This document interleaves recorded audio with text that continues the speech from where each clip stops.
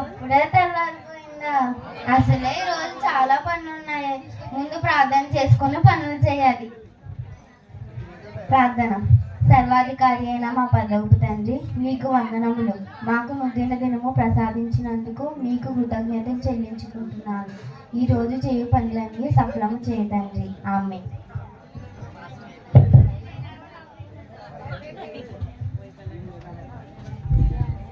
అయ్యో, అత్తగారు ఇంకా లెగలేదే, నీరసంగా ఉందనుకుంటా. సర్లే, టీ పెట్టి తీసుకో.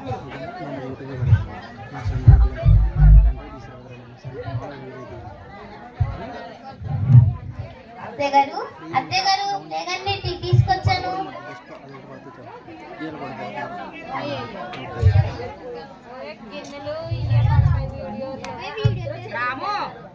అయ్యో, మర్చిపోయాను అత్తయ్య గారు, మీరు పరిగెట్టుకుని టాబ్లెట్ వేసుకోవాలి కదా. ఉండండి, తెస్తాను.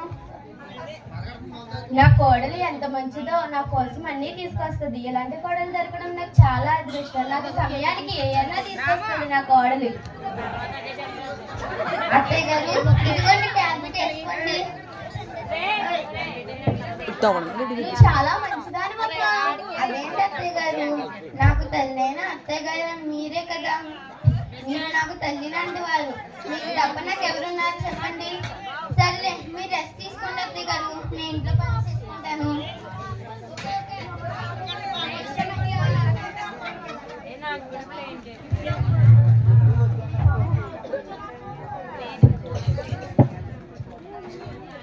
అమ్మా, ఈ అత్తయ్య గోడలు ఎంత అన్యోన్యంగా ఉంటున్నారు. వీళ్ళని ఎలాగైనా విడగొట్టాలి, అప్పుడు కానీ నా మనసు కుదిరిపడదు.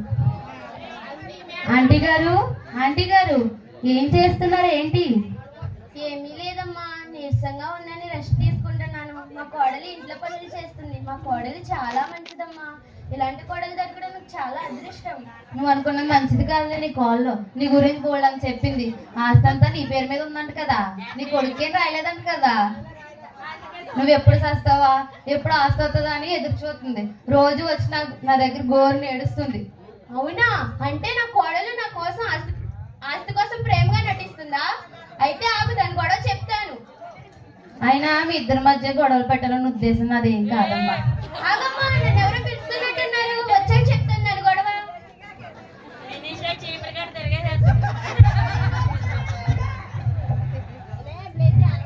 ఇది వెళ్ళిపోయిందా? క్యాథరిన్, క్యాథరిన్, ఏం చేస్తున్నావు ఏంటి? ఏముందక్క, ఇంట్లో పనులు చేసుకుంటున్నాను. అసలే మా అత్తయ్య గారు చాలా నీరసంగా ఉన్నారు, అందుకే ఇంట్లో పనులు ఎక్కువగా ఉన్నాయక్క. నువ్వేమో ఇంత కష్టపడుతుంటే మీ అత్తయ్య గారు ఏంటి మరి అలా అంది నాతోటి? ఏమంటుందక్క? మా అత్తయ్య గారు ఏమంటుందక్క? నన్ను మెచ్చుకుంటది. నేనంటే మా అత్తయ్య గారు చాలా ఇష్టం. నువ్వేమో ఇంట్లో ఇంత కష్టపడుతుంటే మీ అత్తయ్య గారేమో గయ్యల్లాగా ఎంతసేపు తిరుగుతూనే ఉంటావు, ఏ పని పాట చేయవని నీ గురించి చెప్తుంది. మీ ఆయనతో ఎంతసేపు గొడవడుతూనే ఉంటావంట కదా, పెద్ద గయ్యాలంట కదా. నేను మా ఆయనతో ఎప్పుడూ గొడవలాడలేదు. మేమిద్దరం చాలా బాగుంటాం. మేమిద్దరం చాలా బాగుంటాం.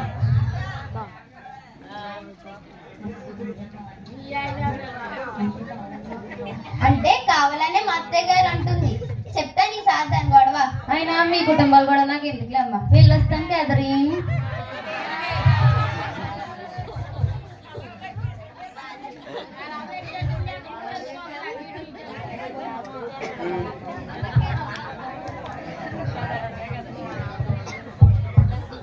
అత్తగారు రావాలి.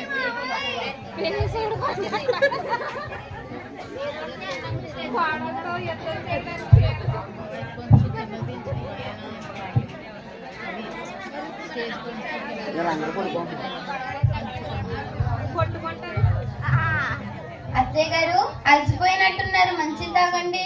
మంచి నీళ్ళు ఇచ్చి ఆస్తి కొట్టేద్దామనే నీ నాటకాలేంటో నాకు తెలుసులే. నా మీద ప్రేమగా నటిస్తున్నాను ఆస్తి కోసం. నేనేమన్నానే? నువ్వే నా గురించి ఏదో చెడ్డగా చెప్తున్నావంట. నేను గయ్యాలదానా నూరంతా ప్రచారం చేస్తున్నావంట. ఏంటే ఎక్కువ మాట్లాడుతూ ఎలక మొక్కదానా, తాడిదానా, నల్లి నల్లదానా? బాగా పలిసిపోయాను, అడ్డగాడి తప్పంతా. నన్నే అంత మాట అంటావా?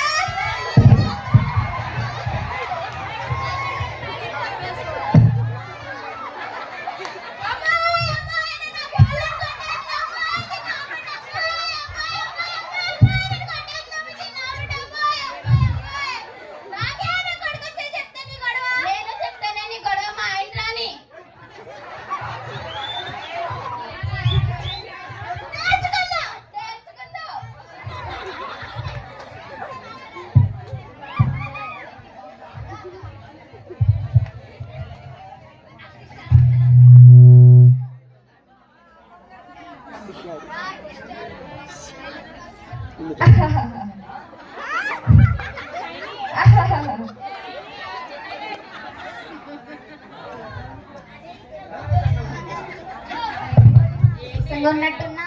అవును నిన్న రాత్రి చాలా నీరసంగా ఉంది. ఇంట్లో వంట కూడా చేయలేదు. ఈ రోజు హోటల్లో ఆర్డర్ పెడదాం అనుకుంటున్నాను. ఈ మాత్రం దానికి ఆర్డర్ పెట్టడం ఎందుకు వదినా? ఈ రోజు నీ వంట అంతా నేనే చేస్తాను. నువ్వు వెళ్ళి రెస్ట్ తీసుకో వదినా. నువ్వు చాలా మంచిదాన్ని అమ్మ. ఇటువంటి ఆడపిడిచి దొరకడం నా అదృష్టం. అదేంటి వదినా, ఇంట్లో మనందరం ఒకటే. నీరసం వచ్చినప్పుడే కదా సాయం చేసుకోవాలి. బాగున్నప్పుడు నీ పని నువ్వే చేసుకుంటున్నావు కదా. నువ్వు వెళ్ళి రెస్ట్ తీసుకో వదినా. నేను వెళ్ళి వంట చేసి తెస్తాను. అమ్మా ఈ వదిన ఆడపడుచులు అంత అన్నింటిగా ఉన్నారు. ఎలాగైనా ఎడగొట్టేయాలి. అప్పుడు కల్లా మనసు కుదిరిపడదు బాబోయ్.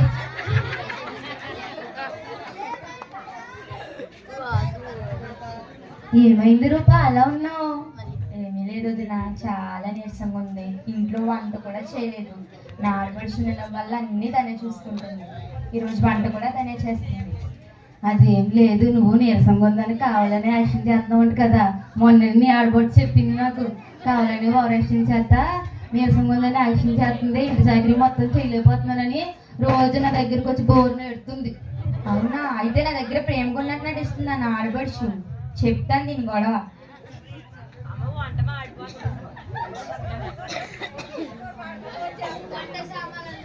అసలే నీరసంగా ఉంది కదా, కొంచెం బాగా చెప్తాను నా ఆడపడుచు గొడవ.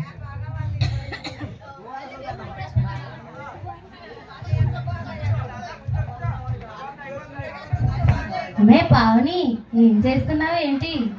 ఏం లేదు దీవెన, వంట చేస్తున్నా. అసలే ఈ రోజు మా వదిన చాలా నీరసంగా ఉంది. ఇంట్లో పని అంతా నేనే చేసుకుంటున్నాను. నువ్వేమో ఇంత కష్టపడుతుంటే నీ వదిలేంటి మరి అలాగంది నాతోటి? ఏమంది నా గురించి మా వదిన? ఆయన మీ ఇద్దరి మధ్య గొడవ నాకు ఎందుకులే అమ్మా. గొడవలేంటి? అసలు ఏమంది? అదా, నువ్వు ఎంతసేపు ఫోన్ చూస్తూ తిరుగుతూనే ఉంటావంట కదా. మంచి నీళ్ళు గ్లాసులు కూడా దగ్గరికి రప్పించుకుంటావంట కదా. ఇంట్లో గొడ్డులా ఇంత చాకరీ చేస్తుంటే నన్ను ఇన్నేసి మాట్లాంటదా? కనీసం నేను ఇంట్లో వంట కూడా చేయను, గరిటె కూడా పట్టుకోను. సరే అలా చెయ్యి. సరే అయినా మీ ఇద్దరి మధ్య గొడవలు పెట్టడం ఉద్దేశం అదేం కాదమ్మా. వెళ్ళొస్తానే. సరే.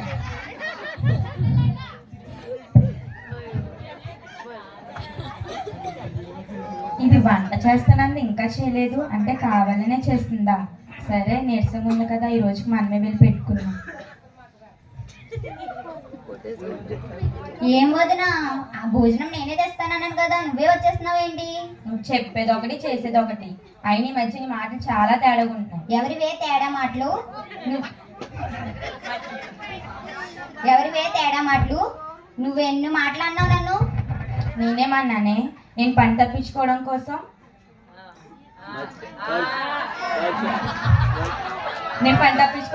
నీరసంగా ఉందని నా మీద చాడీలు చెప్తున్నావు అంట. నువ్వేమన్నా తక్కువ చేసావా? నా మీద చాలా చాడీలు చెప్పావు కదా. నేను ఎప్పుడు అన్నానే దిక్కుమాలిందానా? నువ్వే అన్నావే గచంద్రం లేనా? నన్నే అంత బాగా అంటావే.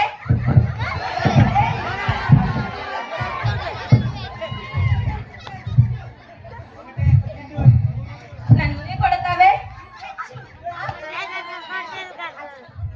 ఆపు, ఇంకా నువ్వు చాలా చేసావు. నేను నీకు ఇంత సేవ చేస్తే నన్ను ఇన్నేసి మాట్లాంటావా? నేనెప్పుడు అన్నానే నీకోసం?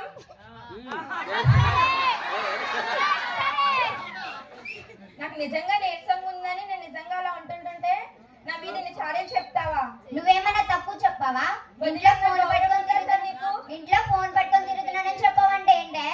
అసలు వదినన్న గౌరవం ఉందా నీకు? నీకుందా ఆడపడుచున్న గౌరవం? నీకు లేదా? ఫస్ట్ నీకే లేదు. చూసుకుందామే. చూసుకుందాం. చీరలు దొరకలేదు.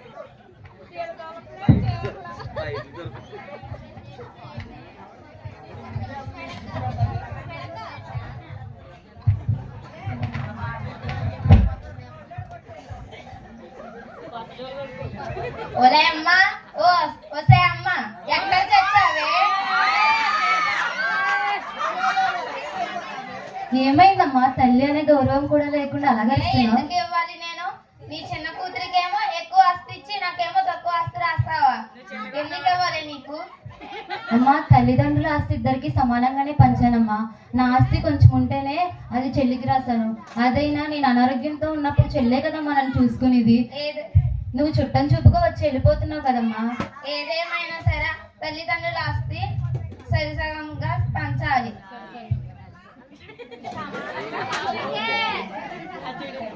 అంతే అమ్మగా నువ్వు నాకు చాలా అన్యాయం చేశావు. ఇంకా నీ గడప తొక్కను. ఈ జీవితంలో నీ ఇంట్లో అడుగు పెట్టను. అయ్యో, నా కూతురు నన్ను అర్థం చేసుకోకుండా వెళ్ళిపోయింది. దేవా, నీ తండ్రి.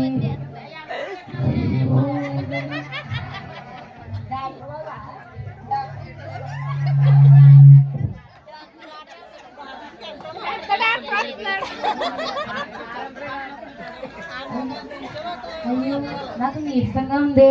జ్వరం కూడా వచ్చినట్టుంది. ఎవరైనా కొంచెం డాక్టర్ని పిలవండిరా.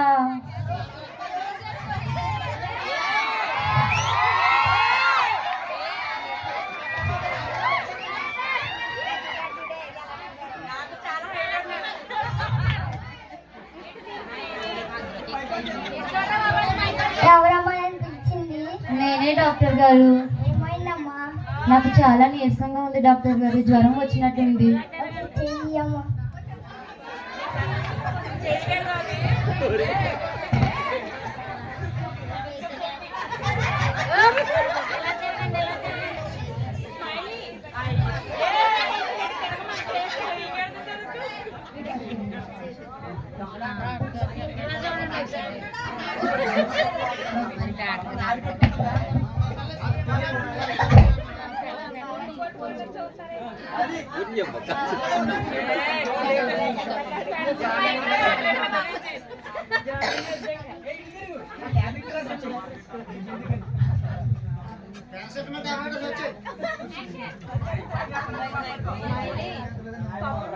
నీకు బీపీ ఎక్కువ ఉందమ్మా. ఏమన్నా ఆలోచిస్తున్నావా? అవును డాక్టర్ గారు, నా కూతురు నన్ను విడిచి వెళ్ళిపోయింది. అందుకే ఆలోచిస్తున్నాను. అలాగా ఆలోచించకూడదు. నీ ఆరోగ్యం చెడిపోతుంది. నీకు ఇంజెక్షన్ చేస్తున్నామా?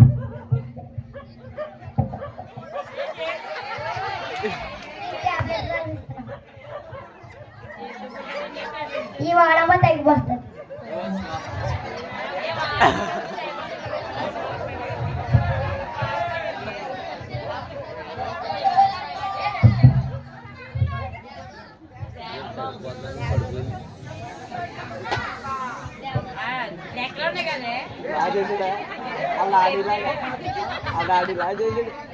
దీవెనా, ఓ దీవెనా,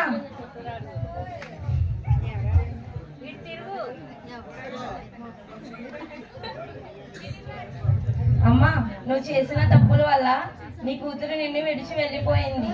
అలాగే నీకు బలహీనత రావడానికి కారణం కూడా నువ్వు చేసిన పాపాలే. నువ్వు అత్తాకోడల్ని విడగొట్టావు. వదిన ఆడపడుచుల మధ్య గొడవ పెట్టావు. ఇక్కడి నుంచి అయినా నీ బుద్ధి మార్చుకో.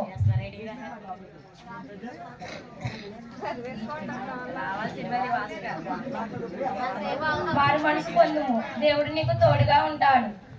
అప్పుడు నీ సమస్యలు తీరిపో. దేవా, నన్ను క్షమించు తండ్రి. నేను చాలా పాపాలు చేశాను. రేపొద్దున నీ సన్నిధికి వచ్చి నేను సాక్ష్యం చెప్పుకుంటాను తండ్రి.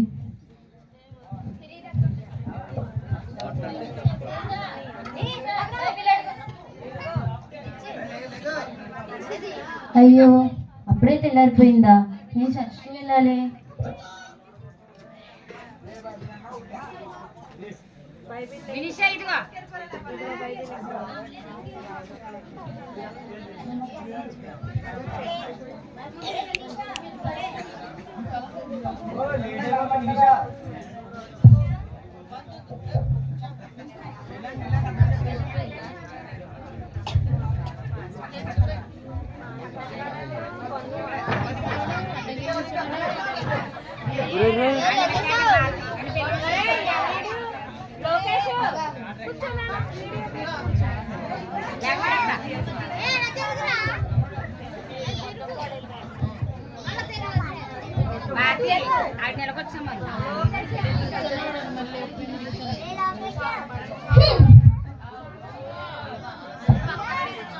ఛీ, దీని పక్క నేను కూర్చుంటామేంటి? నా పక్క నువ్వు కూర్చుంటామేంటే?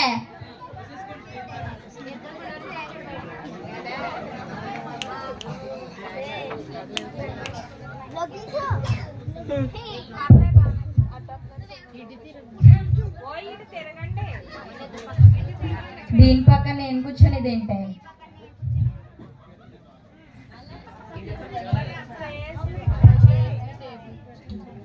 నీ పక్కన నేను కూర్చున్నది ఏంటి?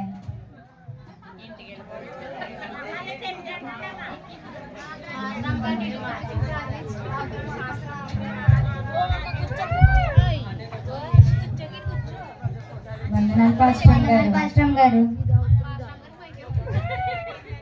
వందనాలమ్మ, కూర్చోండి. ప్రారంభ ప్రార్థన చేసుకుందాం. అందరు కళ్ళు మూసుకోండి.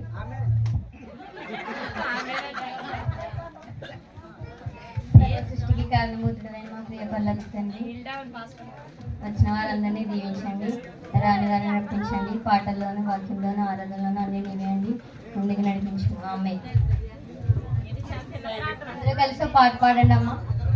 ముసలమ్మ ముచ్చట్లు కట్టి పెట్టి పరిశుద్ధ గ్రంథాన్ని చేతబట్టి, ముసలమ్మ ముచ్చట్లు కట్టి పెట్టి పరిశుద్ధ గ్రంథాన్ని చేతబట్టి, దీక్షతో నడుము కట్టి ఇంటింటి తలుపు తట్టి, దీక్షతో నడుము కట్టి ఇంటింటి తలుపు తట్టి, యేసయ్యా ఊసే చెప్పమ్మా, ఊరకనే ఉంటే తప్పమ్మా, యేసయ్యా ఊసే చెప్పమ్మా, ఊరకనే ఉంటే తప్పమ్మా.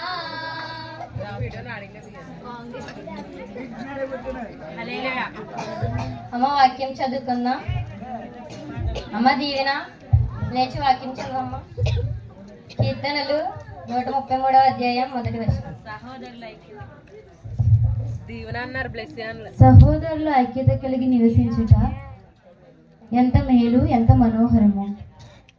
చదివిన వాక్యం ప్రకారం మనమందరం ఐక్యత కలిగి జీవించాలి. మనకప్పుడు చాలా మేలు జరుగుతుంది. మన మధ్య ఉన్న వివాదాలు, గొడవలన్నీ తొలగిపోతాయి. ఎదుటివారు వచ్చి మనకి ఎన్ని చెడు మాటలు చెప్పినా మనం వినకూడదు. అటువంటి సమయంలోనే మనం దేవుని ఆశ్రయించాలి, దేవుని ప్రార్థించాలి. అలా అందరూ మంచి నడవడికతో ఉంటారని నమ్మచ్చు. చిన్ని వాక్యం దేవుడు దీవించిన గాక. సాక్ష్యం చెప్పేవాళ్ళంటే వచ్చి చెప్పండి అమ్మ. నేను చెప్తాను అమ్మగారు.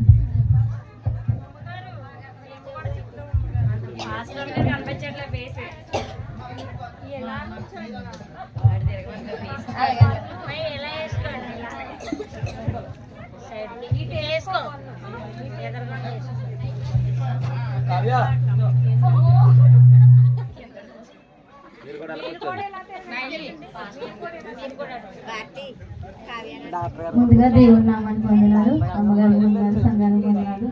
నేను గత కొన్ని రోజులుగా చాలా అనారోగ్యానికి గురయ్యాను. నా కూతురు నన్ను విడిచి వెళ్ళిపోయింది. నేను అత్త కోడల మధ్య గొడవలు పెట్టాను, వదిన ఆడపడుచు మధ్య గొడవ పెట్టాను. కానీ రాత్రి దేవుని దూత నాకు ప్రత్యక్షమై నా పాపాన్ని నాకు బయలుపరిచింది. నేను మారు మనసు పొందాను. మీ ఎదుట సన్నిధిలో ఈ పాపాన్ని ఒప్పుకుంటున్నాను. నన్ను అందరూ క్షమించండి. మీరు ఎప్పుడు ఇలాంటి పనులు చేయకుండా అందరూ కలిసిమెలిసి ఉండాలని కోరుకుంటూ ఈ చిన్న సాక్ష్యం దేవుడు దీవించును గాక. ఆమేన్. మన దీవెన మంచి సాక్ష్యం చెప్పింది. తను చేసిన పాపాలన్నీ ఒప్పుకుంది. దేవుడు ఇక తన కుటుంబంలో సమస్యలని తొలగిస్తాడు. అంటే రీతిగానే మన సంఘంలో ఉన్నటువంటి అమ్మ శాంతమ్మ పైకిలేగమ్మ, కాంతమ్మ పైకిలేగమ్మ, మీరిద్దరు అత్త కోడళ్ళు చాలా ఐక్యతతో కలిసిమెలిసి ఉండేవారు. కానీ ఒక మధ్య వ్యక్తి వచ్చి మీ మధ్య గొడవలు పెట్టి విడదీశారు. అలాగా ఉండకుండా దేవునితో ఉండి ముందలాగైతే ఐక్యతతో ఉన్నారు, ఇప్పుడు కూడా అలాగే ఉంటారని కోరుకుంటున్నాం. శ్రీఖండించుకున్నాం.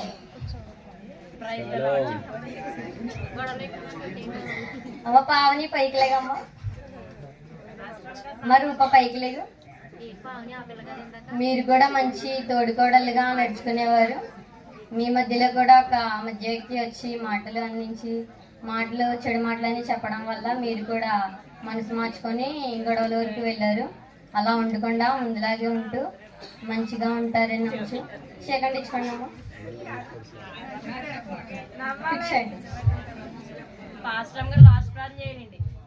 సొంత పాట పాడండి అమ్మ.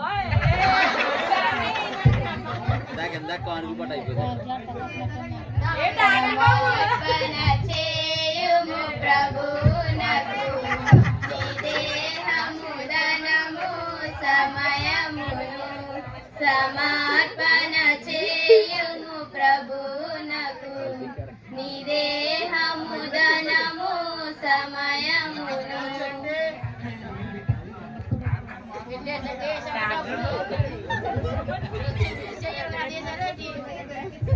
ఆఖరి ప్రార్థన చేసుకుందాం. అందరూ మోకరించండి.